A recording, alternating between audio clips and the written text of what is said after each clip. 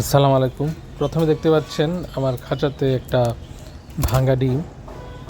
আসলে একটা না, এখানে ৩টা ভাঙা ডিম ছিল এবং একটা ডিমে হালকা ব্রণ আসছিল, এটা নষ্ট হয়ে গেছে। আরেকটা ডিম যেটা নষ্ট, এটাও ফেলে দেয় তারা। টোটাল ৩টা ডিম ফেলে দেয়। এখন কথা হলো যে কেন ফেলে দিল, আর কেনই বা ডিমগুলোতে মানে প্রপারলি বাচ্চা আসে নাই। তো এই পেয়ারটা সম্পর্কে অনেকেই জানেন, যারা আমার ওল্ড ভিডিওগুলো দেখেছেন। সবসময় 4টা বাচ্চা তারা করে, 3টা থেকে 4টা বাচ্চা হয়। এবারেই 2টা বাচ্চা তারা করছে এবং অনেকেই ভাবছেন হয়তো বা পেয়ারটা নষ্ট হয়ে গেছে, কিন্তু এমন না। আসলে এখানে একটা জিনিস আমার ভুল হয়েছিল, আমি সবসময় তাদেরকে আগে খাবারটা প্রপারলি দিতাম।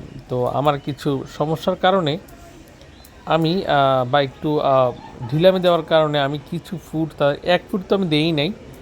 আমি মিনারেল, যেটা এটা পুরনো মিনারেল দেওয়া। তারপর একটা সমস্যা যেটা আমি করছি, আমি সবসময় তাদেরকে মানে ডিফারেন্ট ফুডস প্রোভাইড করতাম, কিন্তু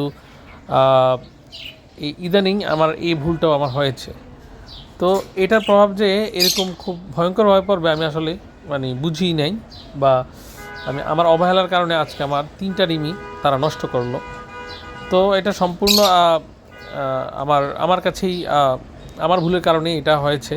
সবাই এই ব্যাপারটা খেয়াল রাখবেন, যাতে প্রপারলি মা বা বাবা তাদেরকে প্রপারলি খাওয়া দিতে হবে, তখনই আসলে ডিম বাচ্চা তারা সুন্দরভাবে করতে পারবে।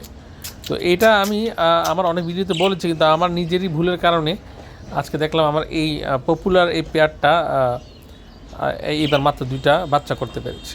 তো আশা করি সবাই বুঝতে পেরেছেন, আর সবাই সতর্ক থাকবেন। ধন্যবাদ।